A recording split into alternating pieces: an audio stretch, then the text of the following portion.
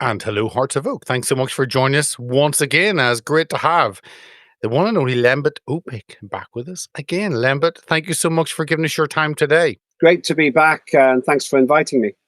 Always good to chat. Always love joining you on TNT and now the Pulse and chatting to you separately. And people obviously can follow you at Lembit Opik. There is your handle on X on Twitter.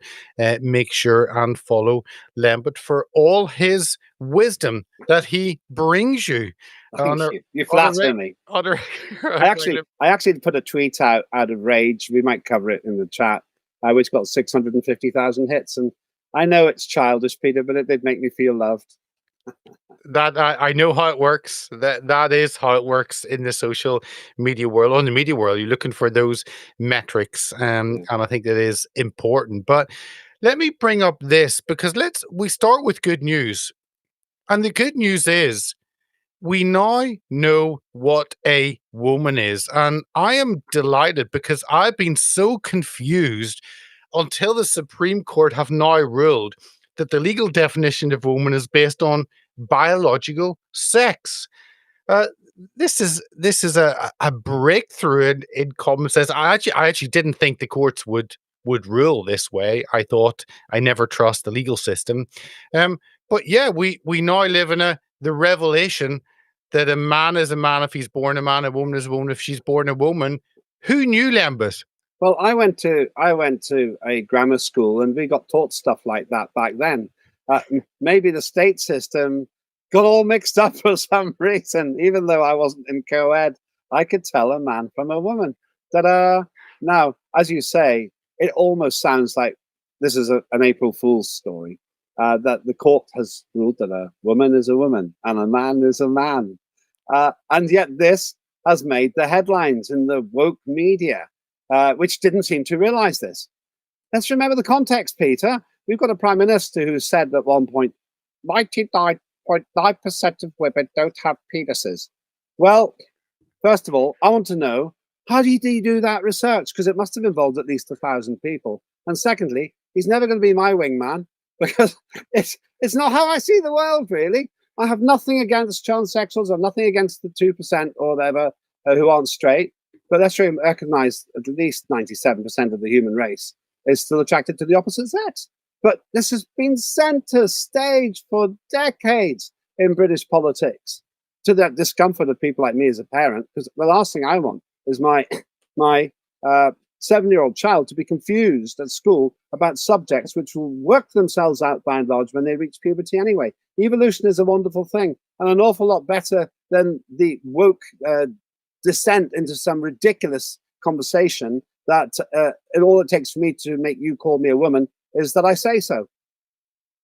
Well, you do need that official certificate, but it had an interesting conversation with my 9-year-old, and I was discussing this, and he said, it might be a bit unfair to those who want to change. And I said, you cannot change your skin, you cannot change your skin color, you cannot change your height, you cannot change really the color of your eyes, you cannot change your gender. That's fixed, and I I'm wondering how many conversations across the country were had over this. Is maybe people watching news in the morning over cereal or whatever, and this story comes on, and how the conversation go because it worries us as parents how the education system captures children. But now supposedly everything will have to be rewritten. They're talking about the NHS rewriting. We're talking the school system will have to change. It'd be interesting to see the ripples that this has on those institutions. Well, think about that exact point, Peter. The National Health Service can't pretend you're something you're not. Imagine if you go into an operation and you're genetically male, and then they treat you as a female because you said so. It's preposterous. In the same way that I thought it was preposterous that someone who is essentially a man won the Olympic gold for boxing. This is the preposterous situation we're in. Now, in terms of the givens, there are givens. I'm 6'2". I'll always be 6'2". I suppose I could get an operation to make myself shorter, but that's what my genetics dictate. I have grey hair. I can dye it, but underneath it'll still be grey. And this is the problem we've got, Peter. Essentially, we live in a society now which has become so relativistic that you feel they're saying you can be you have the right to be anything you want to be, even if it's medically impossible. And that's a really serious problem for me, Peter, because it's massively confusing. What we've also done, as I said before, is we've elevated what is a fringe issue from 2, maybe 3% of the population, a non-straight mindset sexually, into center stage. You know that the Labour Party has something like 12%, 1 in 8 of its MPs are not straight. That massively overrepresents the non-straight community in Parliament. Now, that's an issue. If we really want Parliament to be representative, that doesn't do it. And I think that we need to stop being afraid of the fact that if you're born a man or born a woman, born short, born tall, born blonde, born brown-haired, that's what you've got. And you should be grateful for the privilege of being here at all. I also have to say, Peter, I think that there's a certain atheism that's creeping into it. It assumes that we can play creator and redesign ourselves from the blessings that we were given. And people like Keir Starmer wouldn't care about that because he tries to make a merit out of being an atheist. I think that's tragic. It means that there's nothing really bigger than us and life was an accident. I don't subscribe to that. And I don't like the fact that we think we can rewrite our genetics. Oh, it's true. It's making man in man's own image Mm. and trying to play God.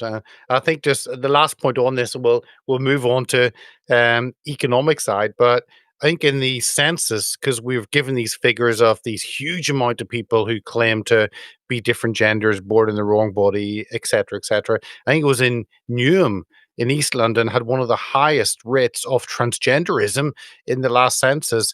And then you look at the question was so confusing.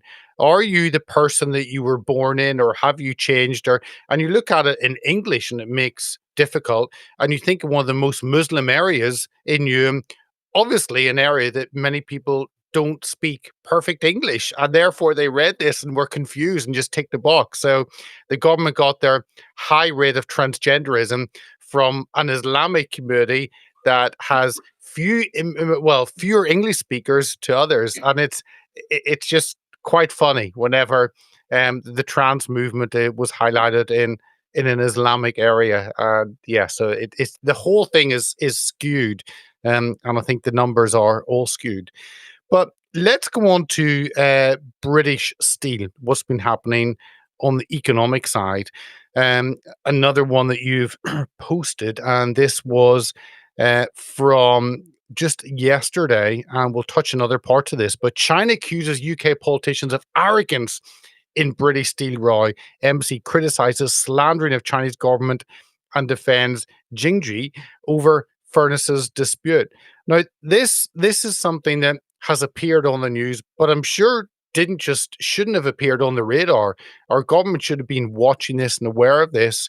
And this is part, I think, the steel plant was sold off by the Tories. So this is not a party political issue. I think it was sold off in 2020. But you've looked at this. What are your thoughts on this, and what does this mean for the UK? As I alluded to before, this is the greatest economic and, I would say, political embarrassment currently facing an already compromised Labour government. Though the Tories aren't innocent either, and I'll come to that. Essentially, what we now discover is that it's not economically viable to make steel, virgin steel in Britain. In other words, new steel, the best steel, if you like, the strongest steel. Why? Because of our environmental policies. In essence, energy has become so expensive in this country, and I suspect possibly wage rates too, but energy, that you just can't make it as cheaply here as you can even make it in other parts of Europe. Now compare the cost of making virgin steel in the United Kingdom with the same calculation for China, where they are smart enough to use coal-powered fire stations and a whole lot besides.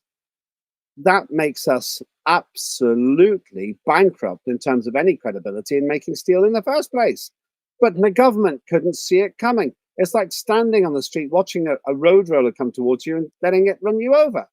1 day or 3 days before it was about to shut, they went, oh, we've got to do something. So they recalled Parliament dramatically on a Saturday, trying to look tough. It was nothing but weakness. It just simply showed they had taken their eye off the road. Now, the Tories aren't innocent. As you said, they've presided over this environmental gobbledygook as well for a couple of decades now. And to give you an idea of how stupid the situation is, and this is what my tweet was about, my X message was about, it's this.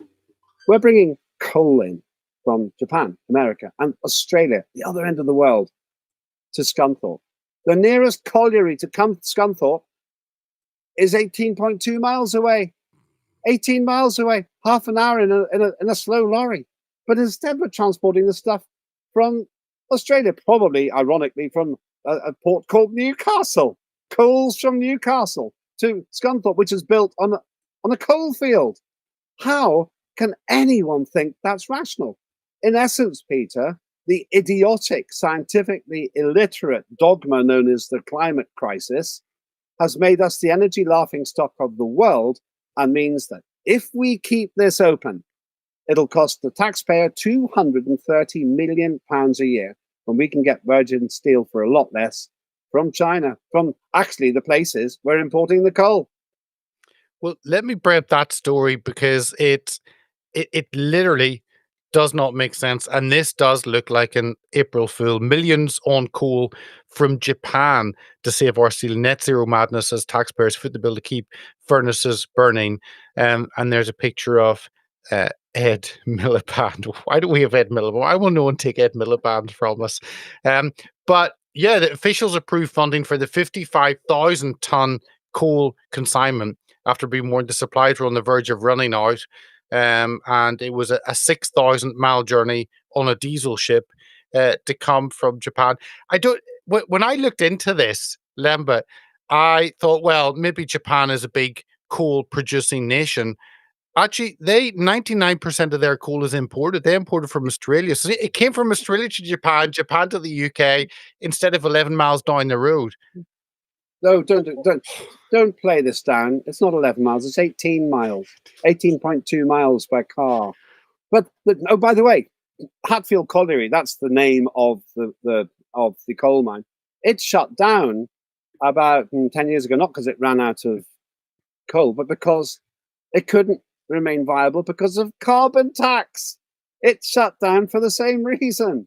And so we've got an entire region of the country built on basically an underground field of coal, which powered the Industrial Revolution, I would point out, Peter.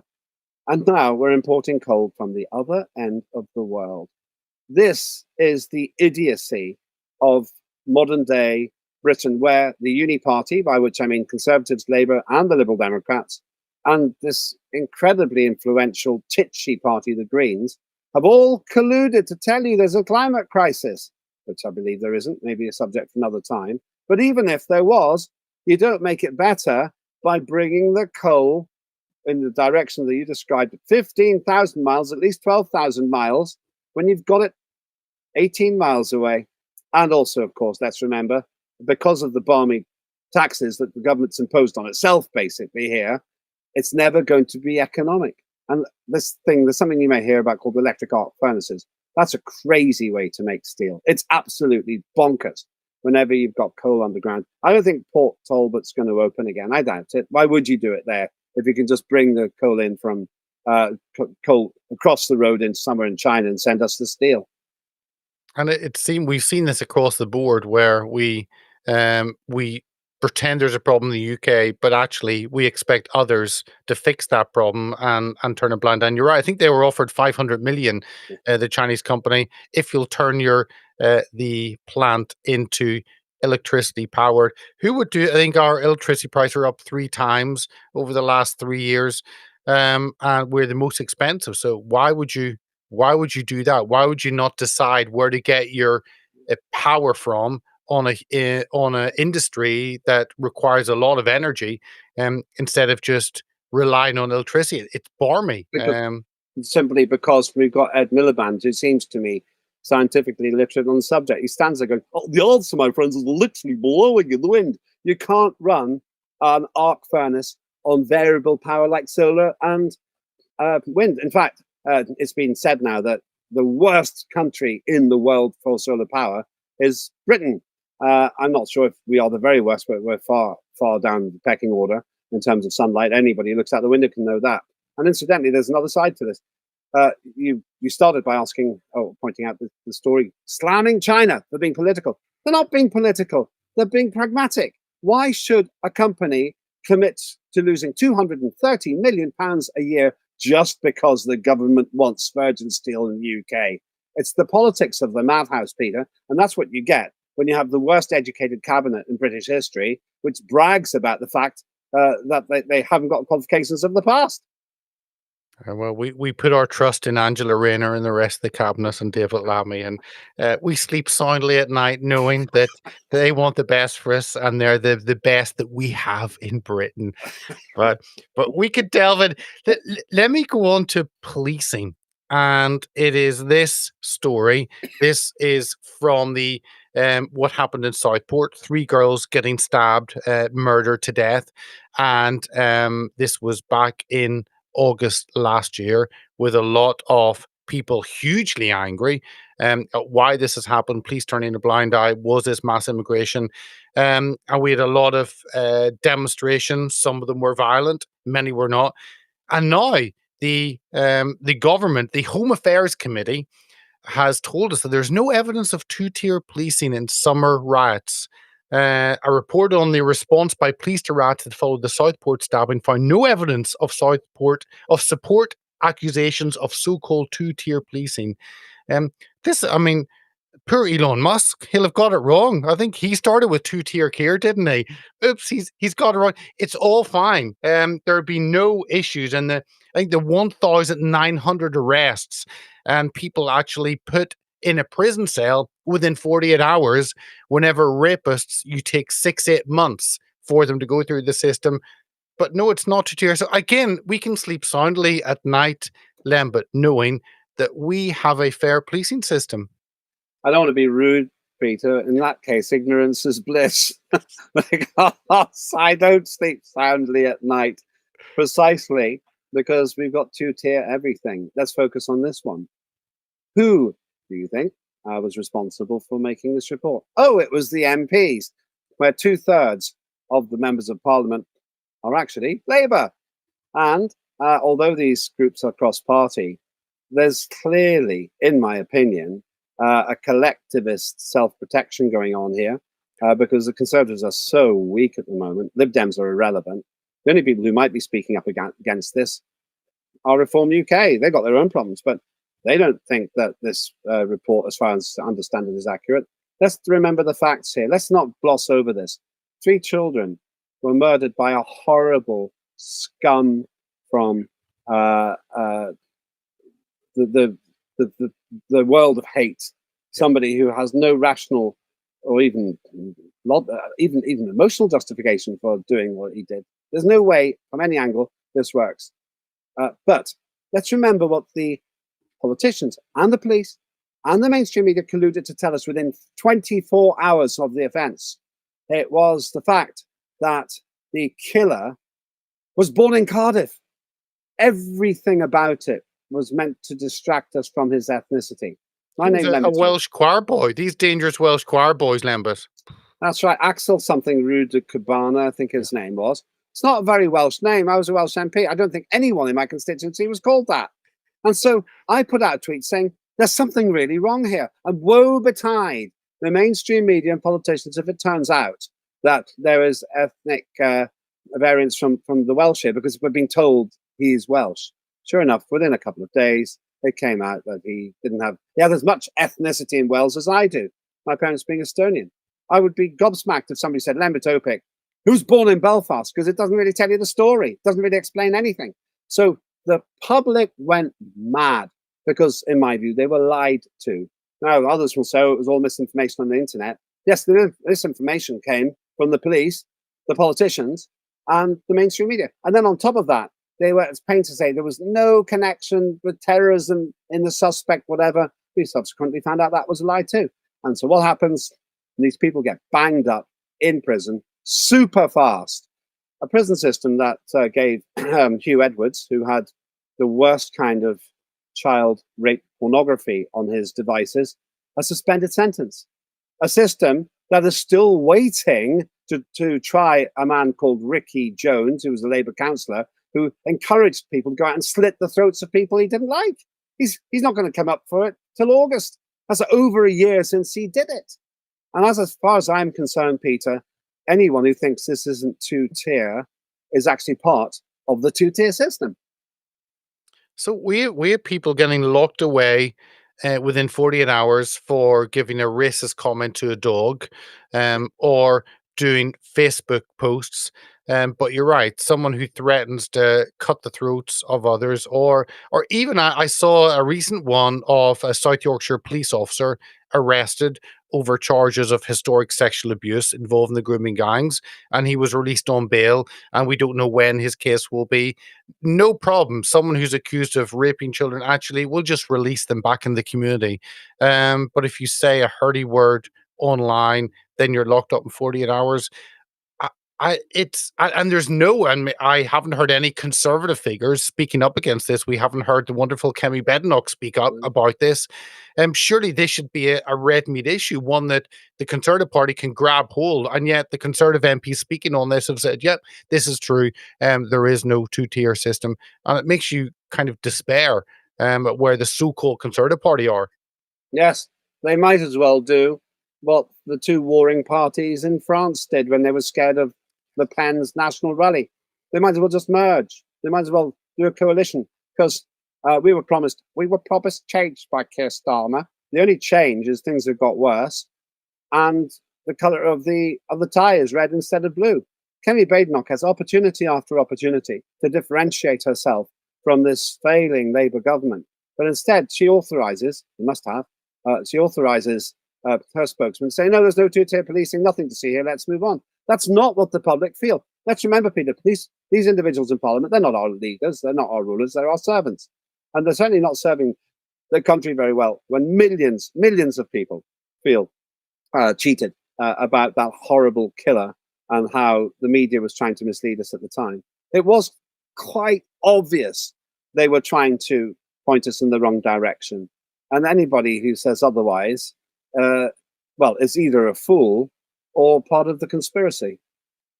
Yeah. Well, let's move on to that. We talked about the two-tier system in the police. Let's look at the prisons. And this is something that came across this week, and again, not surprised, but this was from the Daily Mail a couple of days ago. The prison officers who fear being beheaded by Islamic extremist terrorists inside Britain's violent prison separation units. And they go through this.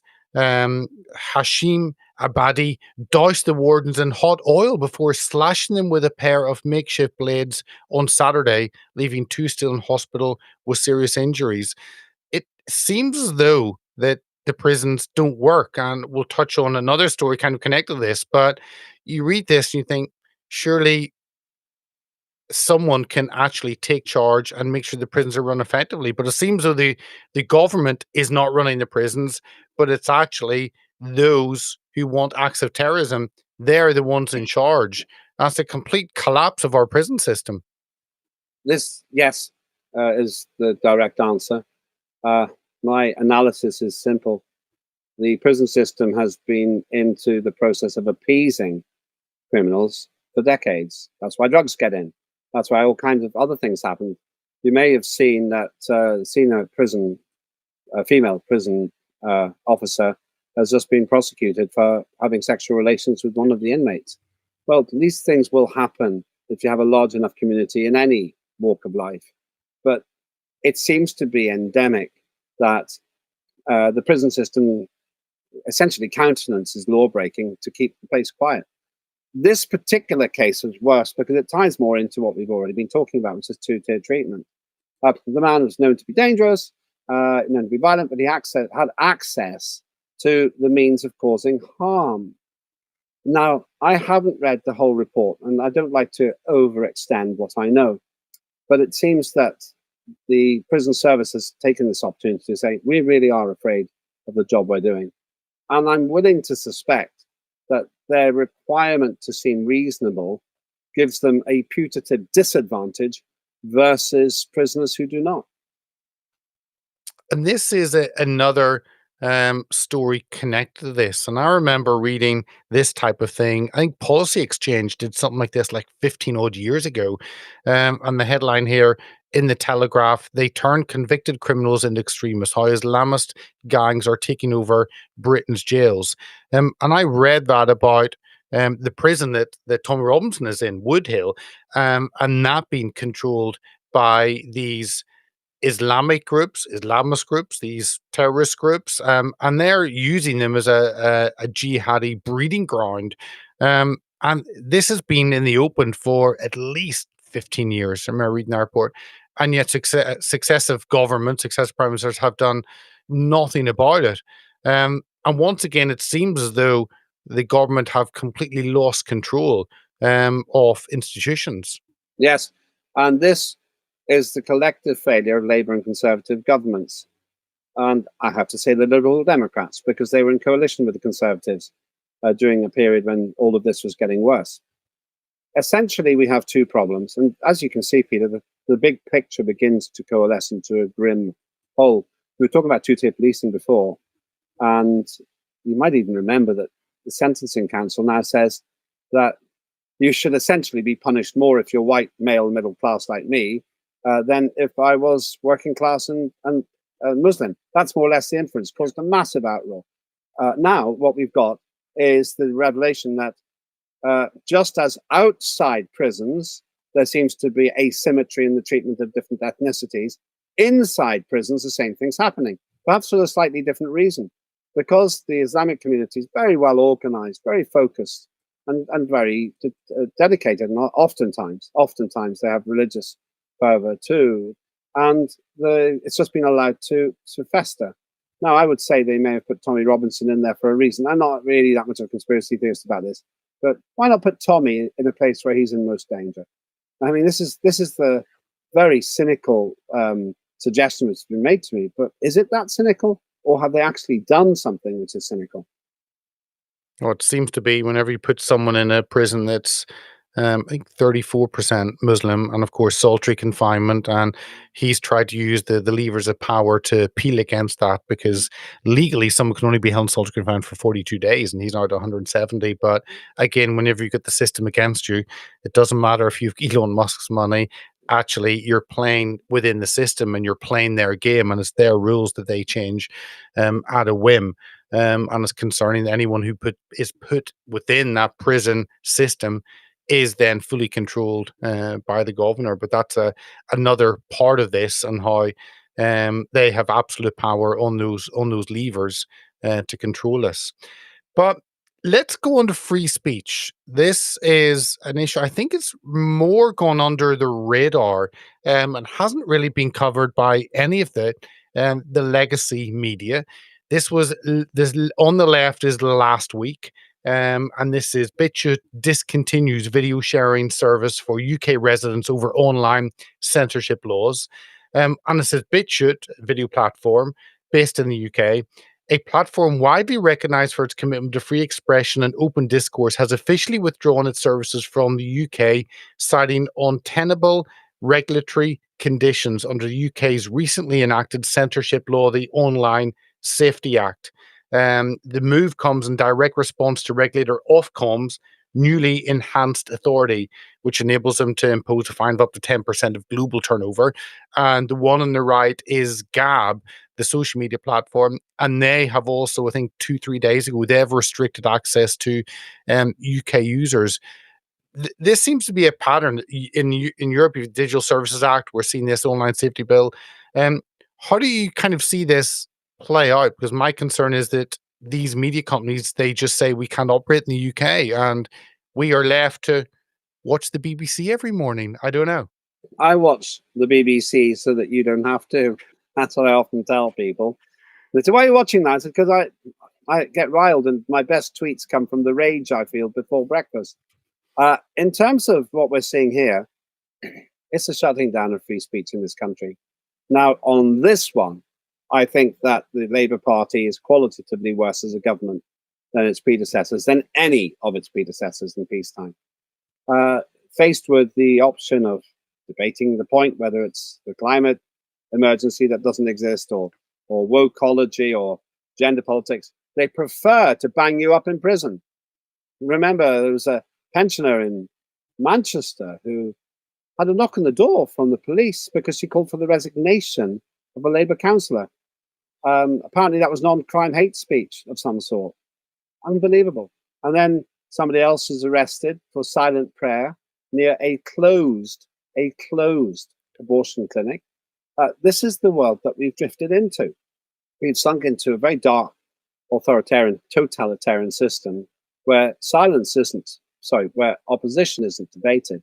Opposition is silenced. And once again, we don't hear many voices in Parliament complaining about this. What you've just put up on the screen says that we are now being censored by our government and people are leaving this country to find freer places. It's little short of ironic to the extreme, but very prescient that Vladimir Putin, the Premier of Russia, has invited British people who feel that their rights are being oppressed in the United Kingdom a free ride to start again in Russia. How do you think this fits into what is happening in the US? And we'll touch on trade deal in the UK next, but how that is pushing the agenda, changing the conversation, kind of expanding over the window. Because I talked to a Canadian journalist, Canadian friend, Billboard Chris, and he was talking about in Canada that they are looking Mark Carney is expected to get in, and their censorship laws are going to be put back for a debate in Parliament for the third time, similar to what we have. And Australia have had debates over this.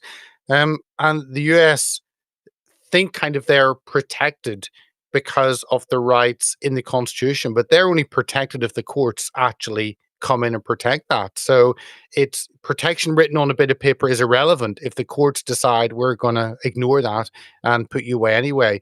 But how do you see that, the Trump effect, having an impact? Because I've even heard of a connection between a trade deal and free speech in the UK.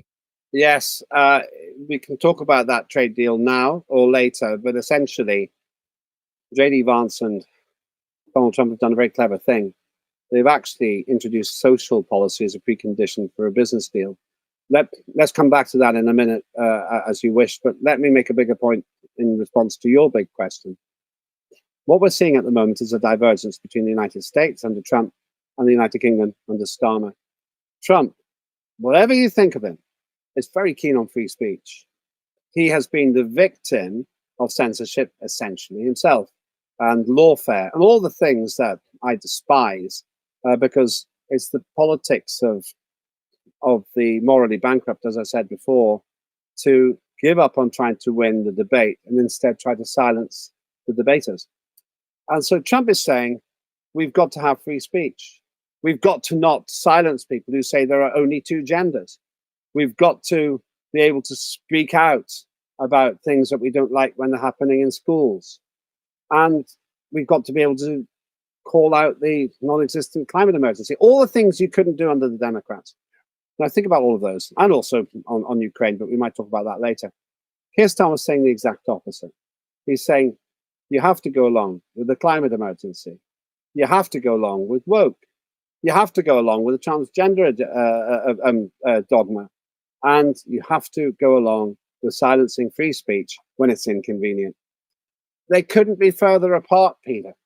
The special relationship we once had is being destroyed primarily by the divergence in social philosophy between the virtually rudderless Labour Party and the very focused Donald Trump. And what we're going to see as a result of that is Britain becoming a little island somewhere between Europe and America, but of little significance to either. And our hope is in David Lammy, and that's what doesn't make us sleep soundly at night, but keeps us up at night with those nightmares. But this is the trade deal that is being discussed. I think came from an interview that JD Vance did with Unheard in the UK. And JD Vance is US hopeful of great trade deal with the UK.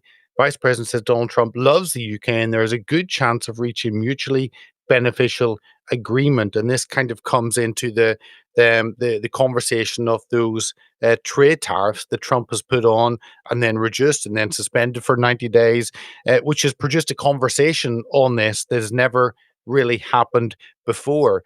But yeah, it seems as though President Trump does have a a soft spot. Of course, he's got heritage from Scotland. He remembers fondly meeting the Queen whenever he was present.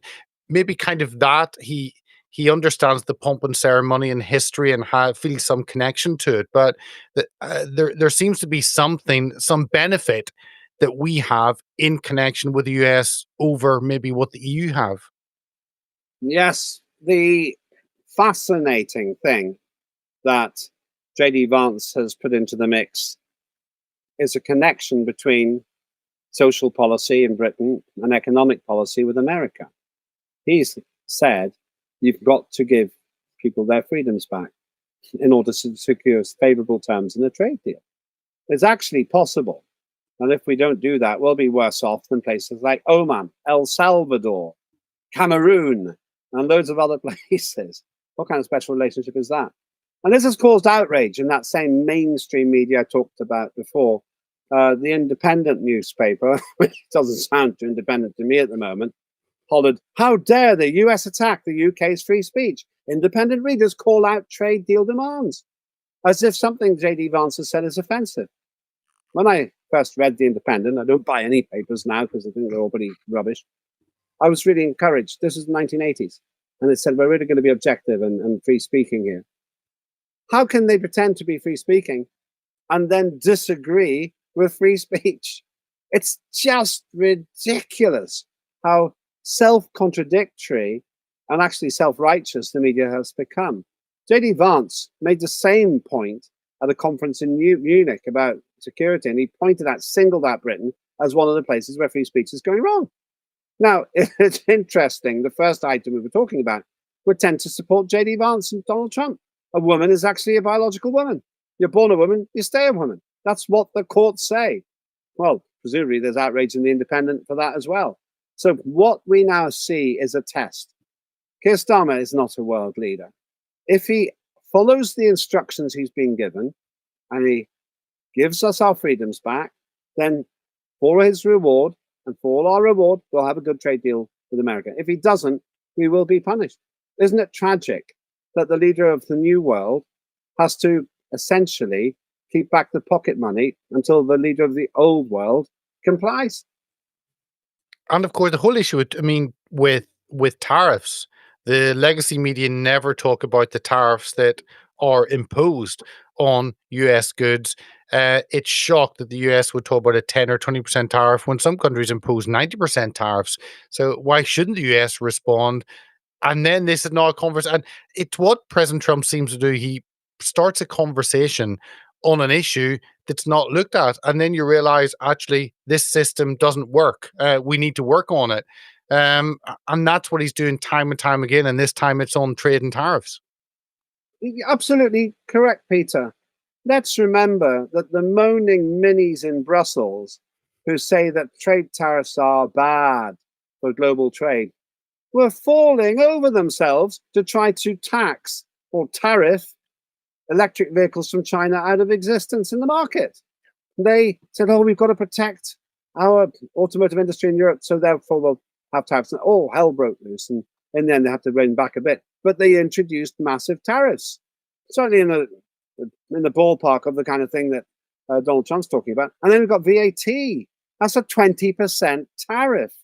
But von der Leyen, who never elected to her position by the public, seems to be quite willing to do what George Orwell called doublethink. That means that the US's threat of tariffs is terrible, reciprocal tariffs, but it's okay for Europe to impose tariffs, not just on America, but elsewhere when it suits us. The more you look at this, the more you lift a stone, the more bugs you see wriggling underneath, trying to hide their own hypocrisy. Well, let's finish on money that we're sending to Ukraine, and we mentioned some illustrious members of the British government. We haven't mentioned Rachel from accounts, so there she is with all her economic wisdom that she brings.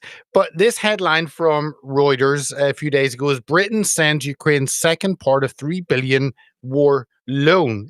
They're now loans now. So UK transfers 990 million of defense funding to Ukraine. Money will pay for air defenses, artillery, and spare parts. If only we had some of those. Payment is part of a $50 billion of support agreed by G7 in 2024. Um, there's no end to this. I mean, how do we get on this gravy train of 50 billion for just chaos? But it seems as though we don't want the war to end. America, Trump has talked about wanting an end to the war. Europe doesn't seem to want an end. It seems to me that Europe didn't lift a finger to end that war until Donald Trump got going. Then suddenly they was, oh, we want peace, we want peace. And they have these ludicrous weekly, sometimes twice weekly meetings where they all sit there wringing their hands and condemning America for going away and promising 800,000 million euros for von der Leyen's army. I don't think I would trust her as commander in chief. And at the same time, Britain's shoveling money into an unwinnable war. To give you an idea of perspective, that $3 billion that Rachel from accounts has rustled up at a time when she swiped the winter fuel payment from pensioners, and that was a fraction of $3 billion. That $3 billion would keep Zelensky's retreat going, because it is a retreat, he's not making progress, for 4 days. 4 days. That's what you buy. 4 days of Ukrainian militarization, and then it's all gone. 50 billion, you can imagine, well, maybe you can stretch that out to, I don't know, 50 days, maybe 60 days. What happens then? What happens then? I'll tell you, Russia will have got even more Ukrainian territory. The tragic reality here is, Peter, the more money we pay to Zelensky, the puppet of the West, the longer he'll keep losing territory. The more money we pay to keep this fight going, the less Ukraine will have left. That's what they're doing. And I don't know why they're so obsessed with this warmongering. It doesn't work. It's the textbook of the mid-20th century. We're in the 21st century now. And my great hope is that the most important leaders in the world, that would be Donald Trump, Vladimir Putin, Xi Jinping in China, and I'd say Modi in India, they get together and they do what happened in Yalta. They carve out the world and everybody else has to obey. I mean, this has now become loan. Does that mean we're going to get all this money back? Because we put a lot of money into when you put money into an investment scheme, you expect to get money back. A lot of money's been invested into Ukraine. I can't imagine us getting any of this back. It seems to just go into a black hole. You'd be better off putting the 3 billion on a horse. The reason why Starmer said this is because the massive faux pas he made when he was in America, almost missed, by the way, and not raised by the mainstream media. Donald Trump said to Starmer, "You guys in Europe, you're very smart. You just gave it as a loan to Zelensky. It's just a loan. You're going to get it back." Our stupid American Biden president, he gave it as a grant. We're never going to get it back. To which Starmer said, he could have been quiet. He could have said, yeah, okay, I'm part of that loan thing that you like. Well, actually, we gifted the body to Ukraine as well. To which Trump, if you watch it, he's going, you're just as stupid as Biden. He doesn't say it. You can see it in his eyes. So after that, somebody must have said to Starmer, look, you've got to pretend it's a loan. I think that's all that is. It's not a loan. How is Zelensky going to pay it back? Despite mysteriously amassing a huge personal fortune, he can't pay the billions back that he's currently squandering to kill Russians and Ukrainians.